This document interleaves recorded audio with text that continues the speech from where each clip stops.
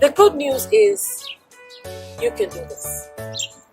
And I'm going to encourage you, whatever you've been through, my prayers are with you. My thoughts are with you. Hi, I'm Dr. Rolla, clinical psychologist, and today I'm going to talk to you about how to help marriages in crisis. I call it a boot camp series where I'm going to be talking about very important techniques and information for people that are at a point where they feel like their marriage is not working the way they want to.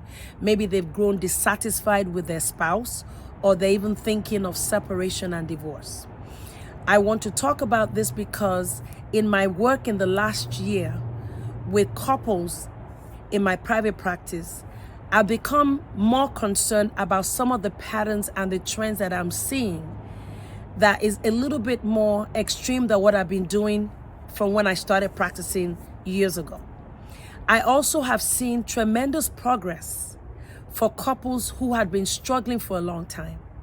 I've seen them improve in their communication, feeling more positive about their marriages, and I feel like it's important to share some fundamental principles with anyone who is married so that they don't jump too quickly to that place where they want to end the marriage. I believe that many people who are married have not crossed off many things that they need to work on, and that out of frustration and pressure, they're talking about not wanting to be in the relationship anymore. And that is why I believe this series is absolutely important, particularly with the challenges from the COVID-19 pandemic, the post-lockdown, because the COVID-19 is more controlled, and the stress of managing marriage, career, work, and if you have children, also parenting. And that is why we're doing this series. Before I continue in this video, please subscribe. I need you to subscribe and connect with me. Please also follow me on social media at Ask Dr. Rolla, AskDrRolla. This very first video, I'm going to talk to you about mental preparation. When a marriage is in crisis, there are things that you did before when the relationship was going well, or there were no major challenges going on at that time that may have worked. But now that the marriage is in crisis, it feels like some of the things you were doing and trying to do with your spouse that was making you feel good about each other is simply not working. One of the reasons that is the case is because when we are in crisis, it's a different level of challenge that the couple is facing.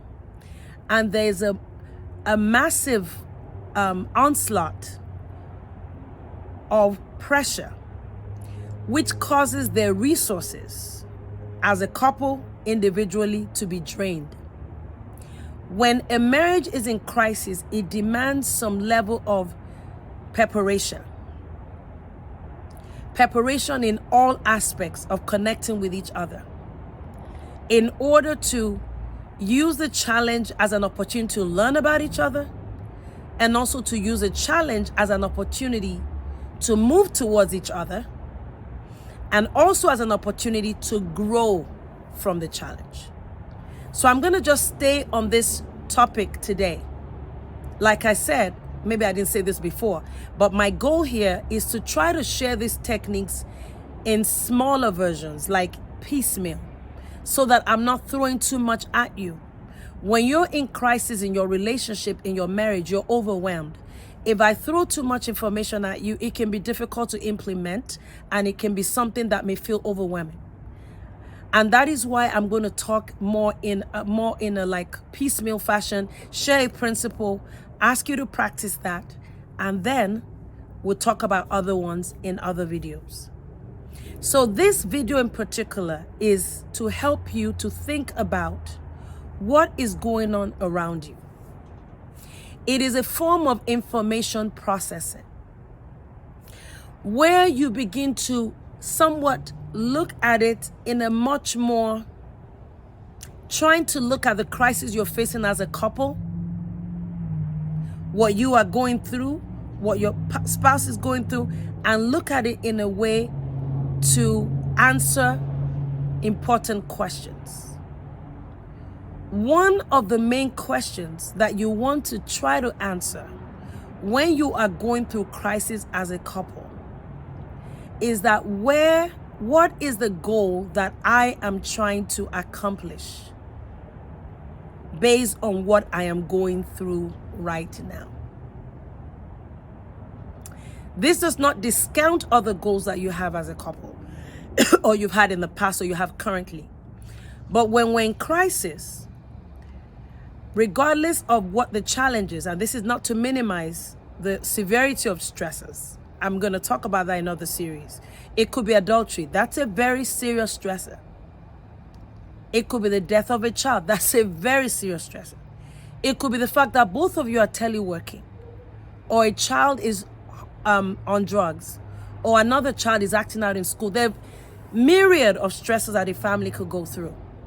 But whatever that crisis is, whatever that issue is that is draining you and shaking your foundation as a couple, I want you to focus on the mental processing aspect of problem solving. What am I trying to accomplish based on what I am going through now in my marriage? What is my goal? What am I trying to accomplish? Why is it important to attempt to answer this question? Because that helps you to look at the problem in a much broader scope and in a way that can accommodate the views of your spouse as well as yours. When you look at it just based on how you're feeling in the midst of the crisis, because of the intensity of the stress that you're facing, you may totally lose sight of how that crisis is impacting your spouse. You may lose sight of the fact that they're going through pressure. They may just not be showing it the way you're showing it. You may not be able to even imagine how you can consider their own point of view. Whether that point of view is legitimate or not is a different question. But just considering it is a good start. When you ask yourself, what is the goal that I'm trying to accomplish in this relationship, in my marriage, you are beginning to think about it in a way that is accommodating your spouse. Crisis has a way of tearing at our core and draining us, our foundation, that can affect our insight and our judgment. Insight is your understanding of the matter. Judgment is the decisions that you make.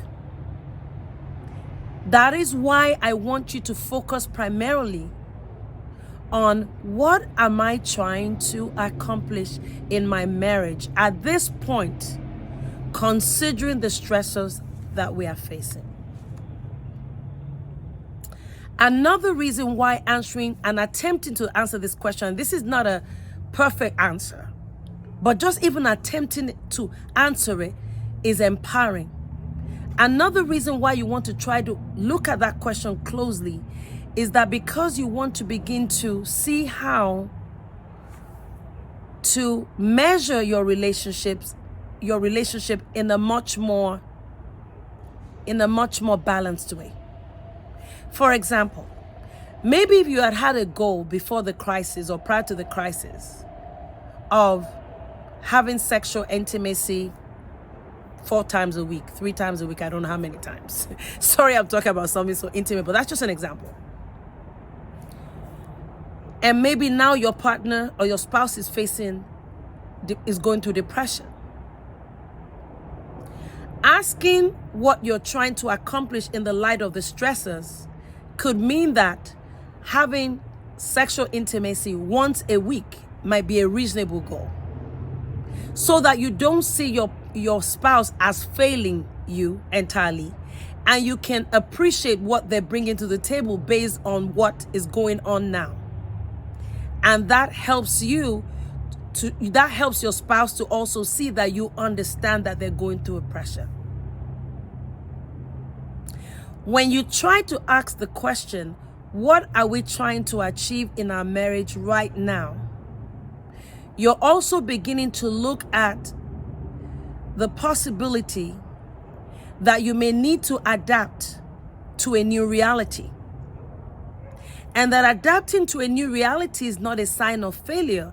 It is a sign that you and your spouse have a better understanding of what your resources are right now. And what you're doing right now may be perfect and good enough for both of you just because of this particular crisis that you're facing. That gives you time to pat yourselves on the back as you're fighting for your marriage, because sometimes you do have to fight for your marriage. That gives you time to devote some energy into problem solving in the area of the crisis. And instead of you being driven apart as a couple, you're trying to move towards each other in spite of the crisis. This video is just about processing information on a mental level. Giving time to think about it without being as reactive. Is you being reactive and overreactive because there's adultery or somebody died in the family? Of course, nobody's putting you down. But when we show a lot of emotion, which is healthy, we also need to step back a little bit and do some cognitive processing, some mental preparation, some mental understanding, so that helps you to approach the crisis you're facing in a marriage in a much more balanced way. So what is your mini assignment for today's video?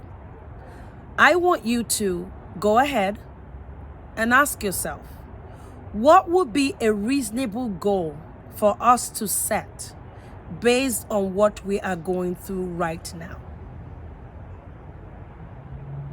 What would that be?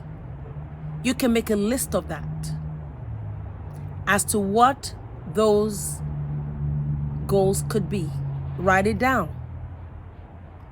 That helps you to better understand the impact of that crisis on both of you, the impact of that crisis on your family, and to also approach the challenges you're facing in your marriage in a way that could be more collaborative rather than being individualistic. So I've come to the end of today's video, and I'm going to get back on it and talk in more detail about some other aspects of how to cope in your marriage when you're going through crisis. Leave your comments about the assignment that we have, things you've done in your marriage when you've gone through crisis and how it has helped you, some of the things you did that did not help you. And let's keep this topic going, because regardless of what you're going through in your marriage, you can turn this crisis into an opportunity for learning and growth. And that's what I'm praying for you and your spouse to do in this season. As I end this video, please remember to subscribe, press that notification bell, and I'll talk to you soon. Thank you so much for watching. Bye now.